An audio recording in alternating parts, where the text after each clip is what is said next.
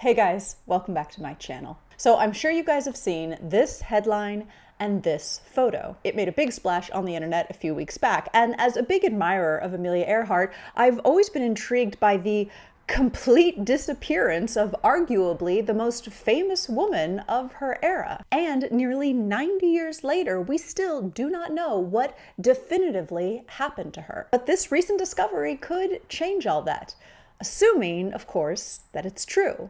But is it? Is this really Amelia Earhart's plane? Well, let's be honest, we're not going to answer that question in this video. And for those of you who are new to this channel, I am hardly an aviation expert. But what we will do is talk about everything related to this image that's out there thus far. And then we can all decide for ourselves. Sounds good? Good. Let's get into it. Now, as most of you know, Amelia Earhart was a groundbreaking aviatrix in the 1930s who was the first woman to fly solo across the Atlantic. She was aiming to be the first woman to circumnavigate the globe by airplane when she disappeared in 1937. And she had already successfully completed a huge chunk of that journey. Like, it is frustrating to see how far she got. She and her navigator, Fred Noonan, set off in their twin-engine Lockheed Electra 10E on May 21st, 1937 from California and flew to Brazil, making several stops. From there, they flew across the Atlantic to the west coast of Africa, then on to the Middle East. They reached Karachi, India on June 17th. From there, they made their way down to Port Darwin, Australia, and then on to New Guinea. The next hop was the longest stretch of the trip, 2,556 nautical miles over open ocean to tiny Howland Island in the Central Pacific. A U.S. Coast Guard cutter, the Itasca, was dispatched to provide them support with weather and position reports. But upon takeoff from New Guinea on July 2nd, the Electra's belly antenna, its most sensitive long-distance receiving antenna, may have been ripped away from the roughness of the airfield. This, according to Rick Gillespie in his book Finding Amelia, may have proved catastrophic. Gillespie is the founder of the historic aircraft recovery group Tiger and a leading authority on the Earhart-Noonan disappearance. According to them, the loss of the belly antenna and Earhart's apparent confusion on the calling frequencies in contacting the Itasca may have contributed to her inability to find Howland Island. Her last transmission to the ship was as follows: "Calling Itasca, we must be on you, but cannot see you, but gas is running low. Been unable to reach you by radio. We are flying at 1,000 feet. And then she disappeared. The Navy launched a massive search for Earhart, covering 250,000 miles of ocean, but it was called off on July 18, 1937. Earhart was declared dead in 1939 by a California judge at the request of her husband, George Putnam. The official explanation was that she crashed into the water. Thanks for that. But how and where were never officially known. Tiger's research has suggested Earhart and Noonan may have survived a landing on Gardner Island, now known as Nikumaroro Island, a spot that is along a bearing that Earhart was probably following after missing Howland. Contributing to this theory is that amateur radio operators and shortwave listeners across the U.S. heard what they say were pleas for help from Earhart. On the island, shoes like those Earhart was wearing, the bones of a woman, and assorted pieces that may have come from the Electra were discovered, but there have been no serial numbers or definitive proofs that would solve the mystery. And over the years, there have been several theories about what happened. She was captured by the Japanese and died in their custody. I remember when this photo made quite a splash in 2017, with those claiming that this was Amelia Earhart, and it proved she'd been captured by the Japanese. It didn't. Another theory was that she'd made it back to the US and was living undercover as a New Jersey housewife. That's just a weird one. And basically everything in between. It's the internet after all. But the hypotheses with the most evidence suggest that she got somewhat close to her intended target of Howland Island. Bob Ballard, he who discovered Titanic fame, went looking for Amelia Earhart's plane in 2019 and took a documentary crew with him. His film Expedition Amelia was released in 2019 and is now on Disney Plus for those who are interested.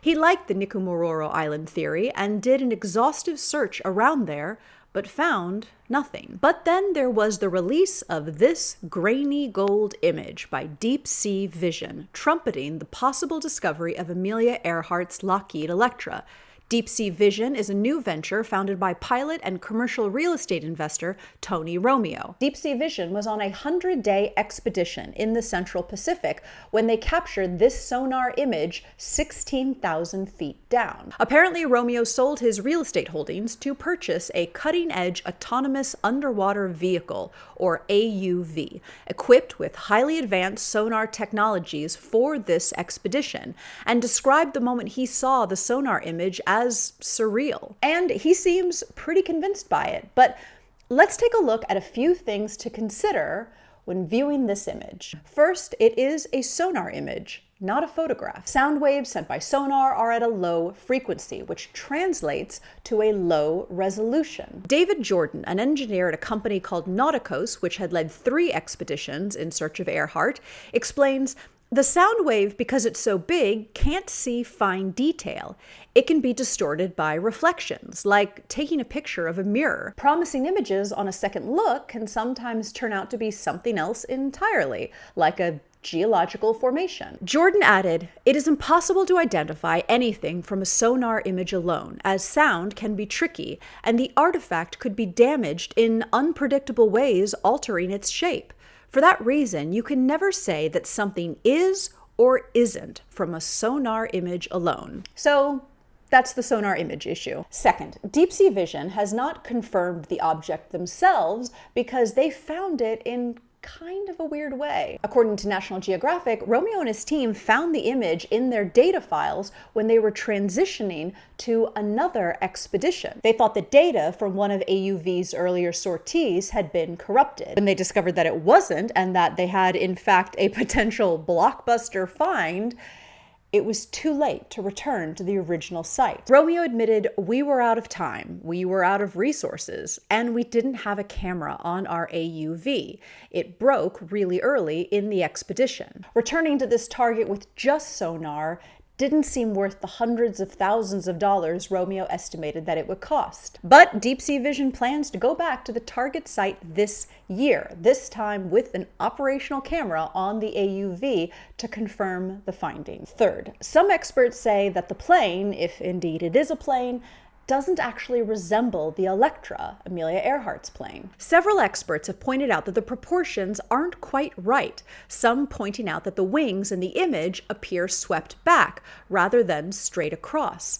Tiger said in an email, "For the wings of an Electra to fold rearward as shown in the sonar image, the entire center section would have to fail at the wing fuselage junctions. That's just not possible." However, deep-sea vision and Romeo dismissed this criticism, saying that the tail and the wings look swept back due to distortion caused by the AUV moving through the water. They point to the twin fins on the back of the plane instead, which they say is very distinctive of Amelia's aircraft.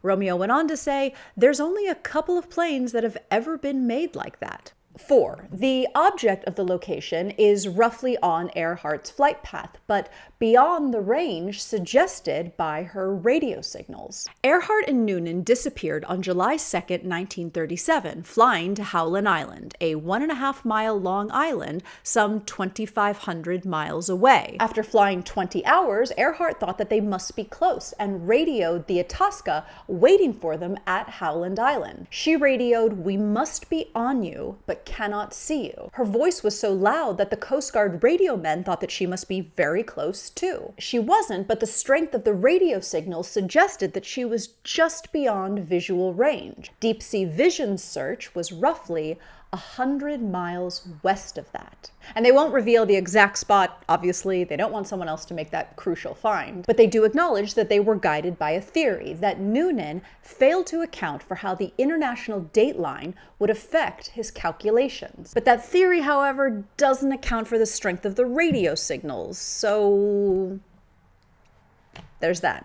And finally, other organizations like Tiger believe that the preponderance of historical and archaeological evidence suggests that Earhart landed on Nikumaroro Island, some 400 miles south of Howland, where she probably starved to death. Bob Ballard also believes that Earhart crashed somewhere around there and is still talking about mounting another expedition to go look. After all, as Ballard puts it, they didn't find Titanic on the first expedition either. Meanwhile, when Deep Sea Vision returns to the site later this year, they are bringing a documentary crew with them to capture the moment because they really believe that they are right. Romeo said that this is definitely something that we need to go back and look at.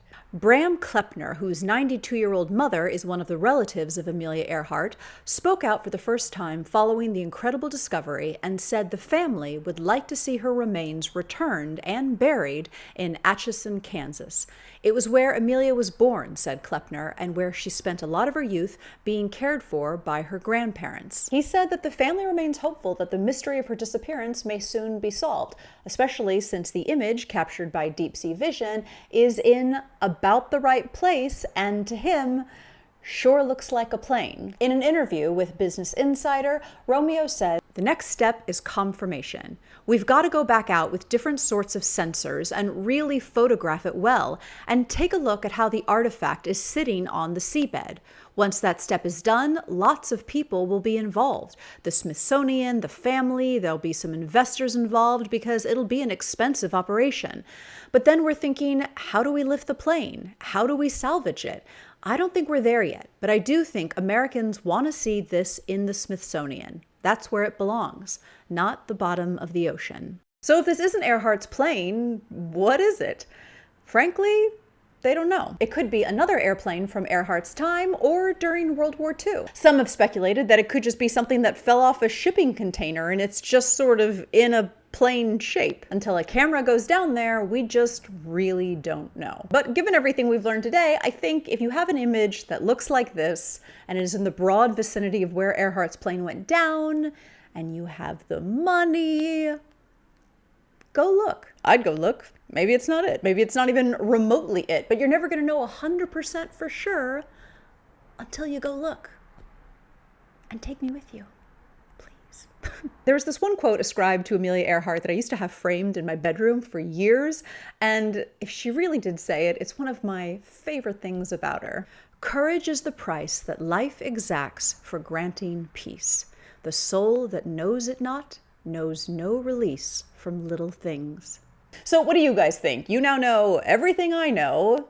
Is it our plane? Is it not our plane? Should we go look? Total waste of time. Let me know what you think in the comments below. Thank you so much for watching, and as always, I'll see you in the next video.